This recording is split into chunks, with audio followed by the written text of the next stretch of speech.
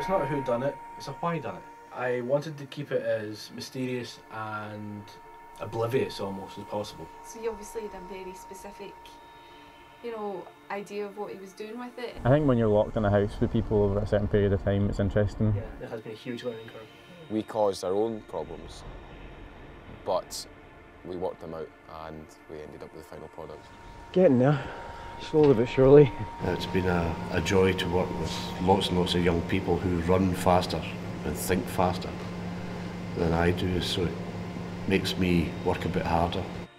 Don't let your own technical skill limit your imagination. And it's a great piece of advice, but it's very tricky to stick to. Well, this is what we can do with absolutely nothing. What do you think we could possibly do with a budget?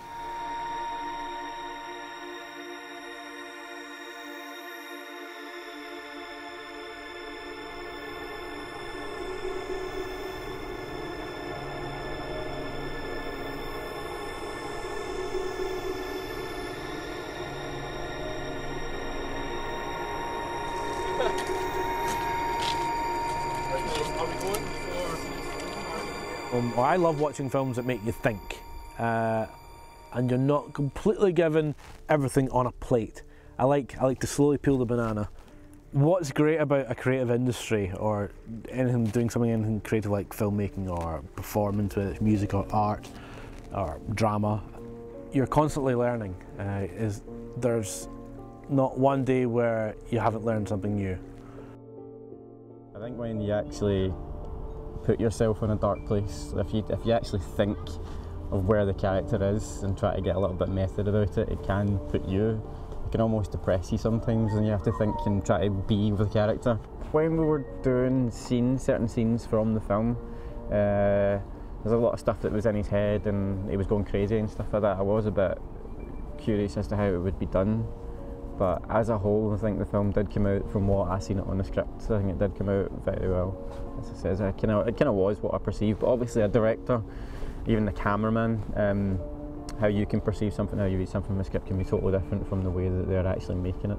But once you're there on set and you can see how it's going, you can generally get a feel for how it's going to look and how it's going to be. And the film turned out really well, I really enjoyed it. So you obviously had a very specific, you know, idea of what he was doing with it, and then all these strangers come in and were like, no, she wouldn't do that. Why would she say this? Why would she say that? And so there was a lot of things, I think a lot of arguments came out from that. It was great when there was a buzz, or when we were getting going.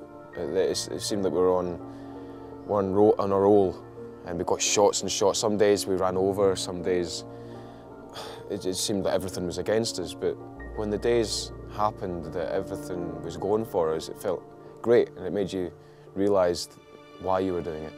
I think when you're locked in a house with people over a certain period of time, it's interesting just to see how people get along with each other. But everyone got along fine. It was just being in the house together. It's almost like Big Brother.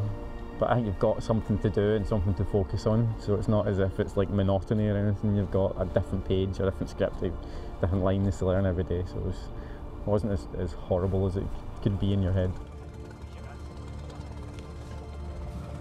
I'm an unstoppable force. I think most people kind of know about that about me now. So they can either choose to work with me or run a bloody mile when they see me coming. Some people like that, some people find it inspiring, some people drives them bloody nuts, and some people criticise it. It's, yeah, you are your own person, and I would always do what I want to do regardless of well-wishers or non-well-wishers.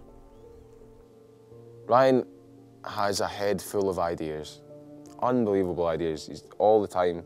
He's like a machine gun in terms of coming out with ideas and what he wants to do.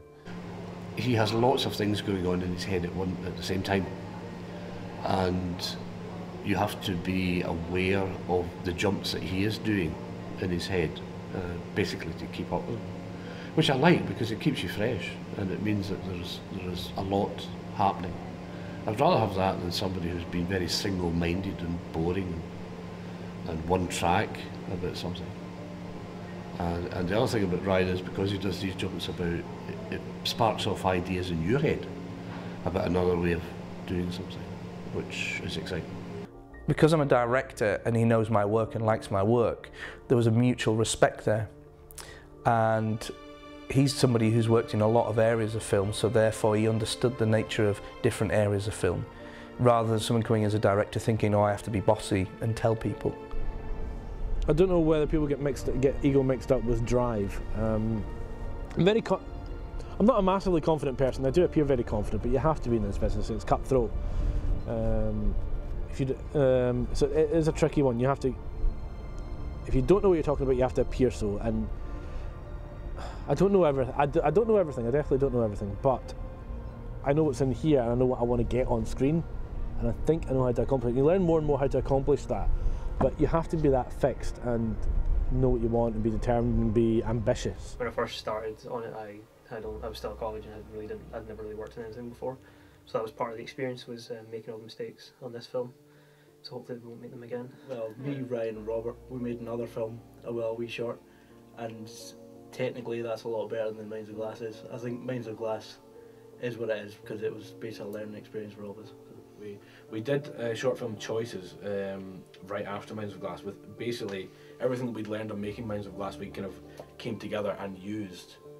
And you know, if you've seen the film, you'll see the all that come together. It got quite tense towards the end of the first week of shooting, because it was fun at first, because we all kind of were new, and loads of people all living in the one house and filming in the same house, and then towards the end of the week you could see tensions were kind of starting to come in, and things weren't going to plan and all that sort of stuff. But eventually it was kind of one of those ones where, look, we're just getting it done, okay, just do it everyone, come on.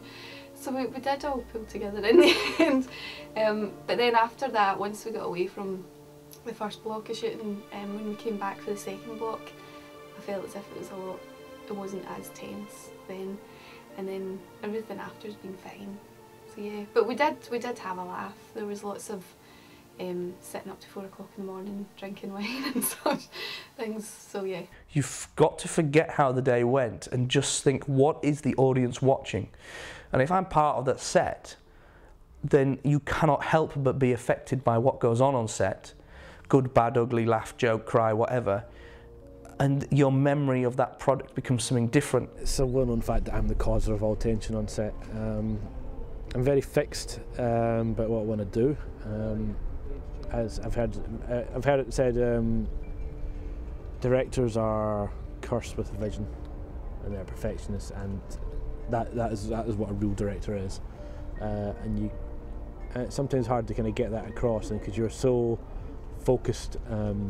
I've said it before that when I make a film, I go into a bubble and I seal off from the realities of life, and that really gets on people's nerves because you're solely focused on the film.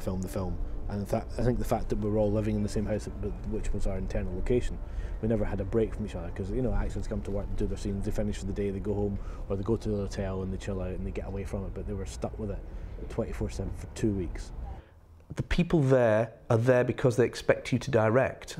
They're not doing it just for a laugh, and therefore you must have the confidence of your own voice to say, this is what we're going to do. You need to learn to speak the language of other people's jobs, so you can talk to actors with respect, you can talk to craftspeople, giving them an creative involvement in the product, but still getting your own vision. And most directors, young directors who come into it, are too scared because they're too scared of someone thinking, you don't know what you're on about. Most of us don't know what we're on about. I couldn't work that camera. Seriously, I can switch on, but I don't really know what I'm doing with a camera. However, I know how to speak to a camera person to get what I want. And it's having the nerve or the confidence of your own voice, to trust yourself. And if you're a good director, you'll survive, and if you're shit, then you'd be making stuff anyway. And there are too many directors who get by trusting other people. It was tense. Most of my films are pretty tense because we're always trying to do more than we are capable or should be capable of doing. And I do push it, I know I push it, and yeah, but temper's frayed, we all get a bit tense, it happens, we got over it, we get through it, and there's no one there that I wouldn't work with again, and I think that's mutual.